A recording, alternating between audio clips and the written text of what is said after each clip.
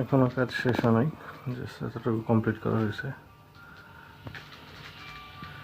এখানে লাইট দিব, আরও ক্রিসমাস ট্রিতে লাইট রাখা আছে, এগুলো বাইরে চলে যাব।